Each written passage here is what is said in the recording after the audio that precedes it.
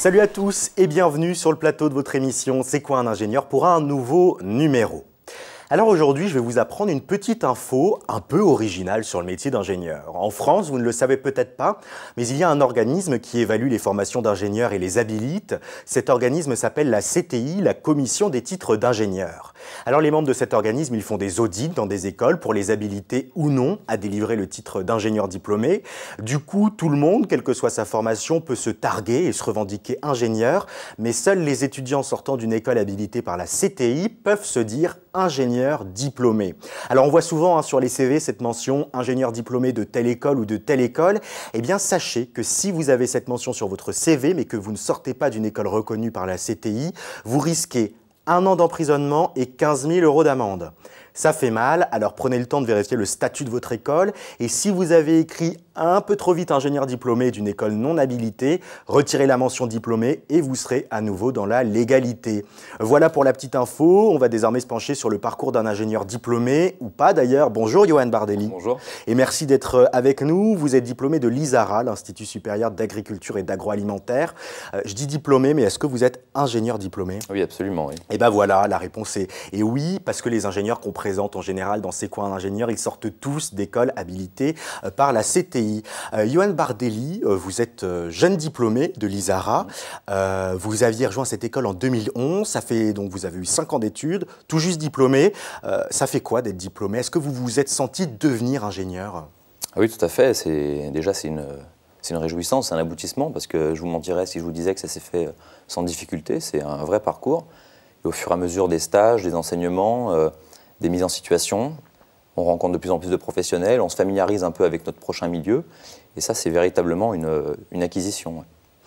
Alors vous êtes jeune diplômé et maintenant à la recherche de votre première opportunité professionnelle. Dans quel domaine vous cherchez cet emploi et comment vous vous organisez un peu?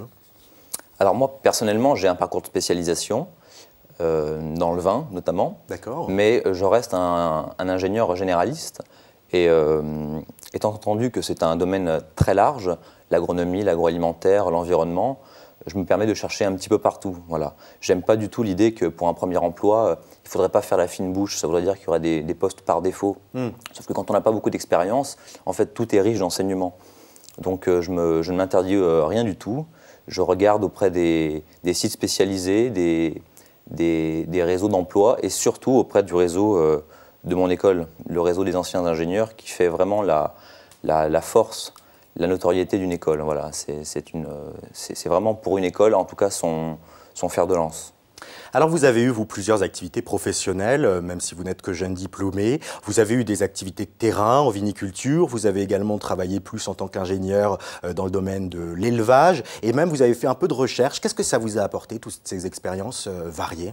Eh bien, plusieurs cordes à mon arc. Un ingénieur, c'est quelqu'un qui est censé passer avec dextérité, de savoir très académique à du terrain, à du pratico-pratique, à une maîtrise opérationnelle. Et donc, toutes ces mises à l'essai, finalement, ça permet d'ouvrir un peu son horizon, d'ouvrir ses compétences, d'être capable de passer d'une problématique à une autre pour répondre le plus justement possible à ce qui s'offre à nous.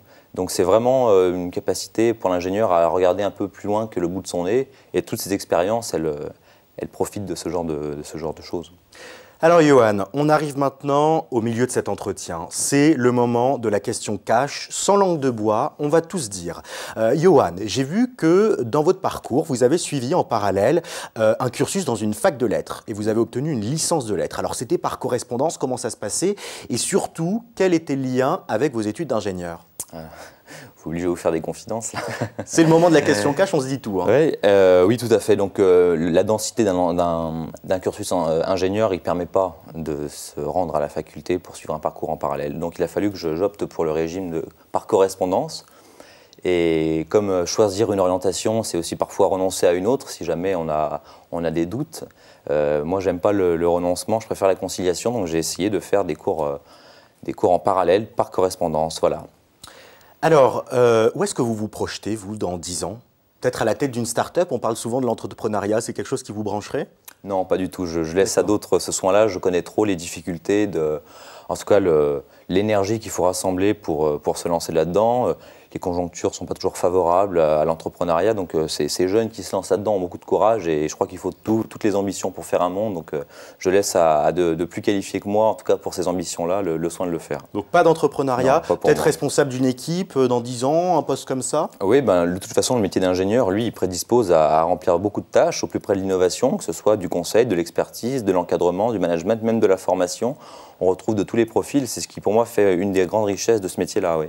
Alors Johan, on a beaucoup d'élèves de collège, de lycée qui nous regardent aujourd'hui, qui vous regardent. Quel conseil vous donnez à un jeune qui a envie de se lancer dans l'ingénierie? Qu'il y a d'ores et déjà une place pour eux, en fait, parce que sans savoir vraiment de quoi demain sera fait, on peut déjà supposer qu'il y aura des défis à relever, que ce soit dans la santé, dans le numérique, dans l'alimentation. Et ça, c'est leurs envies, leurs ambitions, leurs idées qui feront le monde dans lequel on vivra demain. Donc c'est parce qu'ils ont envie d'être ingénieurs aujourd'hui qu'il faudra qu'ils le soient demain si on a envie de continuer à progresser et d'être au plus près des bonnes idées et des innovations. Et ben voilà, le message de Johan Bardelli aujourd'hui. Lancez-vous, devenez ingénieur, il y a une place pour tout le monde.